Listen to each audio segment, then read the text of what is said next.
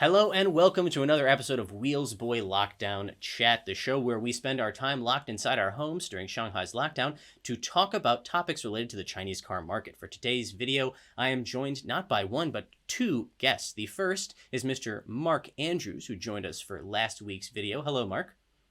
Great to be back. Hello. And our second guest, our second VIP, is none other than Elliot Richards. Elliot Richards, welcome to the show. Thank you very much. I'm happy to be here. I have a list of brief introductions that Elliot has asked me to make. Elliot is the founder of the China Driver channel. He is also the China correspondent for Fully Charged show here on YouTube. And Elliot, you were voted 2021's sexiest foreign automotive journalist. Is that correct? That is correct, and I'm probably in line to get it this year as well. So sorry, guys. Well, only time will tell, but we wish you the best of luck. The topic for today's video is one that was actually requested by a lot of our followers on social media and here on YouTube. Again, be sure to comment below if there's a topic you would like us to discuss. That topic is the BYD Seal. However, before we get to that, Mark, I understand that you wanted to give us some updates. Last week's show was about the current state of the Chinese automotive market, and you said you had some more information to share for us. Yeah, there's been some major developments in the last few days. First of all, Shanghai issued a list of 666 companies on a whitelist. About a third of them are automotive ones that should be able to start production by perhaps sometime next week. That includes Tesla and SAIC. But in fact, Tesla started producing yesterday, which was Tuesday, the 19th of April. So they started production yesterday. Got about 6,000 workers in a closed loop on site. Okay. So we are seeing somewhat of a return to normal. Maybe not for us in our homes, but at least for certain companies. So good for them. But on to today's main topic, which is the BYD Seal. So I'm going to start by giving you guys, those of you who don't know, the BYD Seal is an upcoming release from BYD, China's best-selling electric car company, well, new energy vehicle company, also electric vehicle company as well. It is going to be a fully electric sedan based on BYD's E-Platform 3.0. That's the same platform that's used for the BYD Yuan Plus, as well as the BYD Dolphin, both of which we've driven. We have a video about the Yuan Plus. Mark, you wrote an article about it. Elliot has a great video about the Dolphin, I believe, that you can check out on Fully Charged. So we know a little bit about what to expect from this car. I'm going to throw out some specs here that'll give you an idea of what kind of cars this is going to compete with. So in terms of length, this is 4.8 meters, and wheelbase is 2.92 meters. For context, a Tesla is 4.6 meters. We'll say 4.7 meters almost exactly. And the wheelbase is 2.87 meters. So this thing is bigger in every dimension, both in width and height, I will add as well. Bigger than a Tesla Model 3, but close enough that I think we can say it's going to be a pretty direct competitor. What do you guys think? Definitely. I think they want it to be a Model 3 competitor, but realistically, no. A very good point, Elliot. Thank you. There's a distinction between what they want it to be and what it's going to be.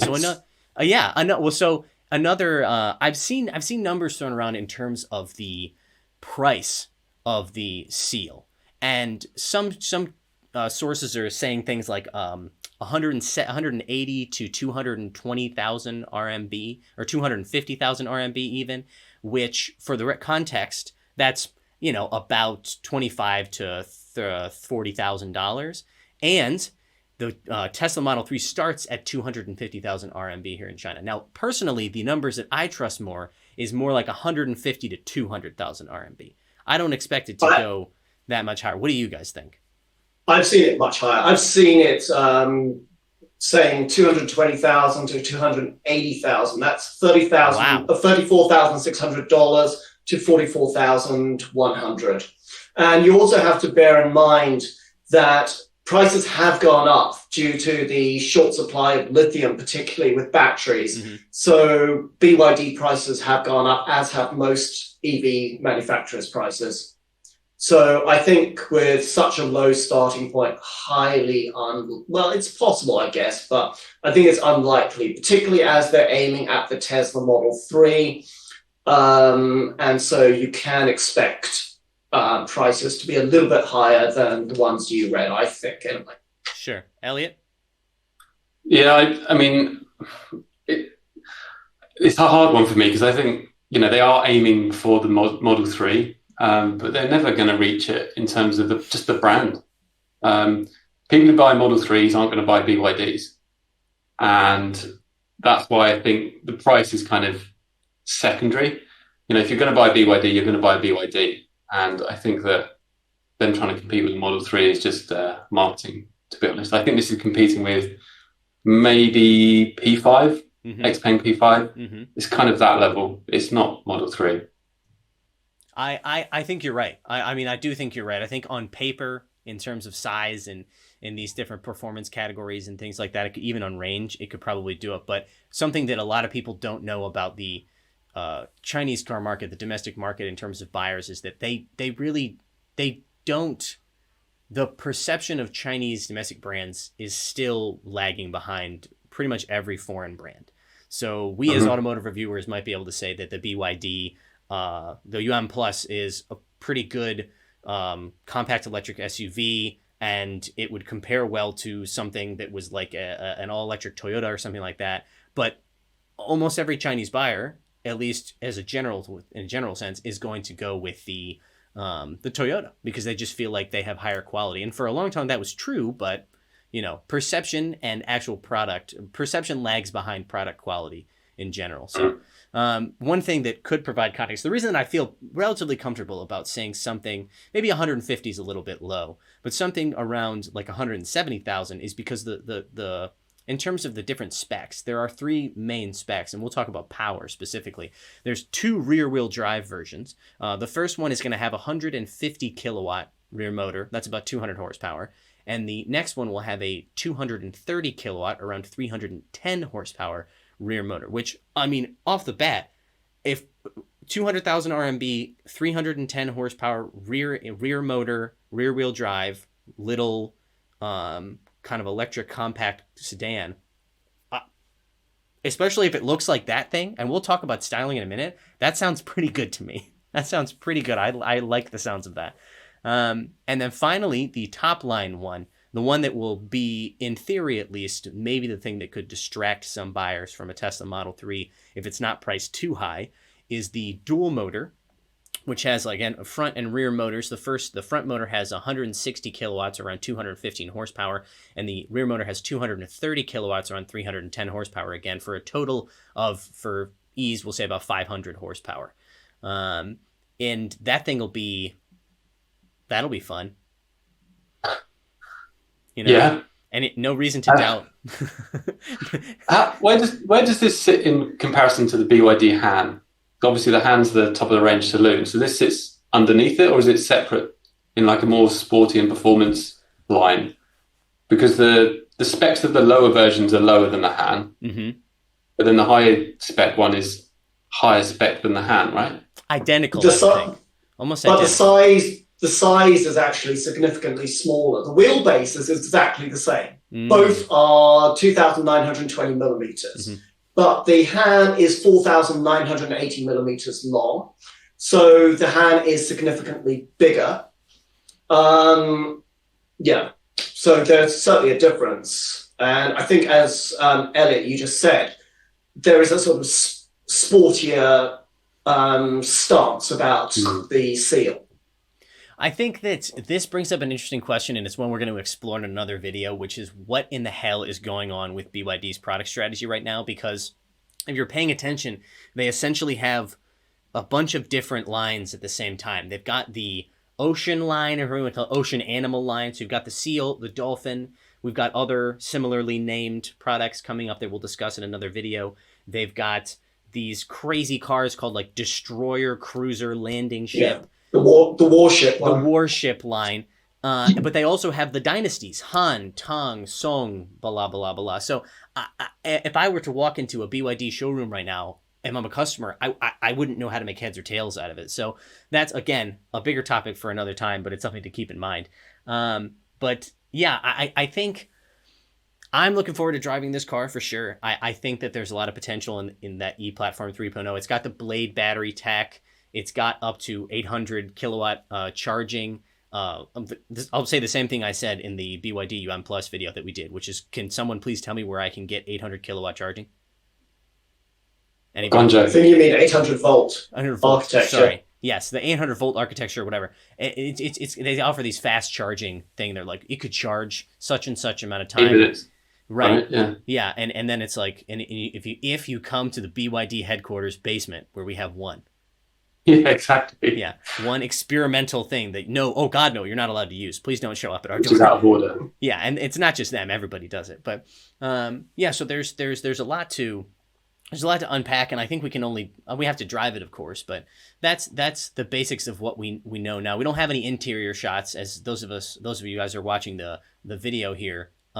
We don't have any interior shots as of yet, but except for some very janky spy shots that are just the rear seat, looking from the rear seat up at the ceiling, which I don't know how someone thought that was a good idea. But we'll get that info later. Yeah. I don't know. That's not a spy. If somebody paid that spy for that shot, I don't know what they were thinking. They paid way too much money. My crystal ball though says it has a rotating screen. Yes, interior wise, yes, we can throw out some guesses. Yeah, like every other BYD, it will almost certainly have a rotating screen. It will have.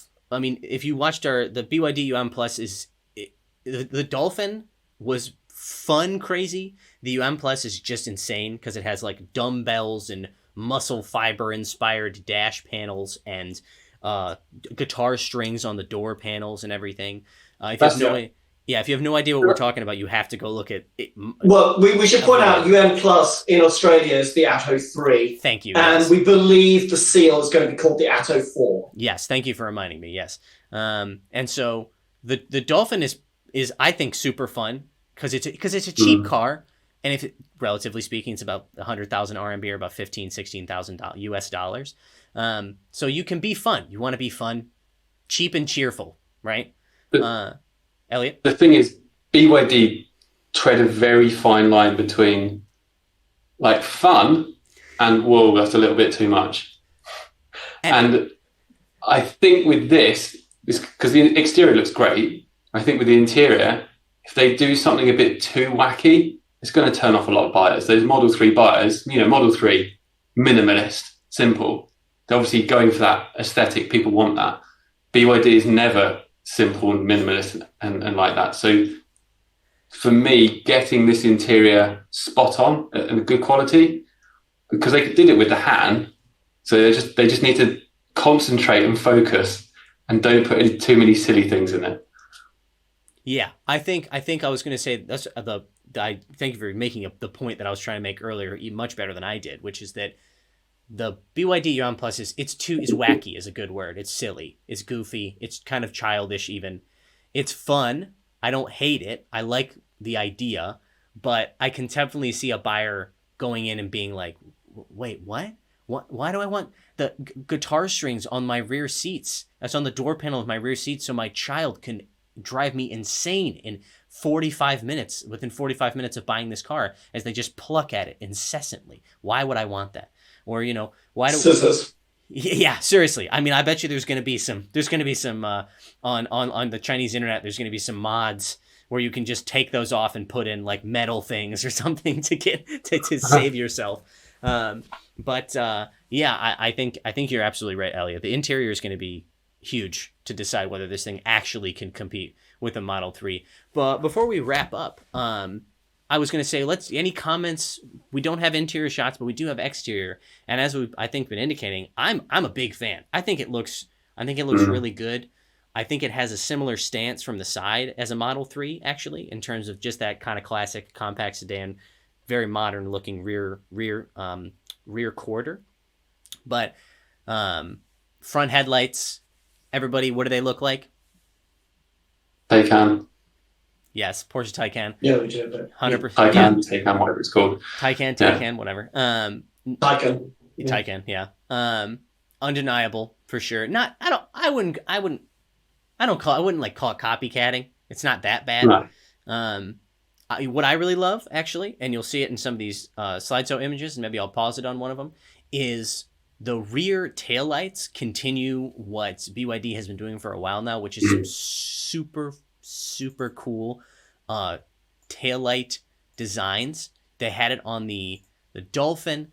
They had it on the I think the Dolphin has probably the best ones. Yeah, so you can get, I've got the image pulled up now for our audience. Just super, really interesting, intricate taillight design that I think looks fantastic. Yeah, it's that Chinese knot. And I like how BYD have a lot of Chinese influence in their designs and their names previously, before they went down this crazy naming route. And I think the wheels on this car look fantastic. Yeah. They really suit the car. They're not, you frequently see like these cool cars. MG do it all the time. And it looks really cool. It's one of their sporty models. I think it's the petrol model. And the wheels on the back are just too small. You're like, what is that? And just lets the car down. Whereas this, it really fits in.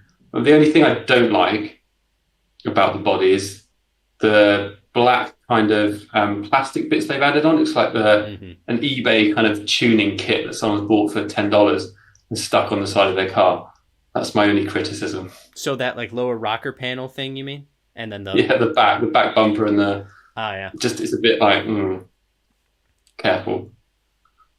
I think there's a little bit of an issue that we're getting into with a number of the designs that are emerging currently. So obviously you had the Model 3 originally, but when you get now the Seal, but also the Neo ET5, there's a sort of generic look that is appearing amongst this kind of segment of the kind of sized car. And yes, you get different features such as the lights, etc., on them. But when you look at the overall silhouette, there is not necessarily that much differentiation between them. And that's what I feel is creeping in. Hard agreement, Mark, with that. I think we can, Elliot, unless you have any thoughts, we can close on that. Obviously, can't wait to get out of our apartments and go and drive this car whenever it debuts, which is supposed to be in the first quarter of 2022, but who knows what that's gonna, not the way things are shaping up now, considering the first quarter's done or already finished. Yeah, we're in the second quarter now, I think. But eventually we will get out. Mark, thank you very much for joining us. Thank you. Elliot, thank you. Thank you very much. Be sure to check out these guys. Those are their Twitter handles below their names, as well as Mark's website. And then you can see Elliot over in the Fully Charged channel, where he does some super cool videos of great Chinese cars. Thank you very much for watching. And just a reminder, please leave comments below or on our social media. You can follow us. Our handles are below me. And leave some comments about topics you would like us to talk about. Thank you guys for watching. Bye-bye. Bye. Bye.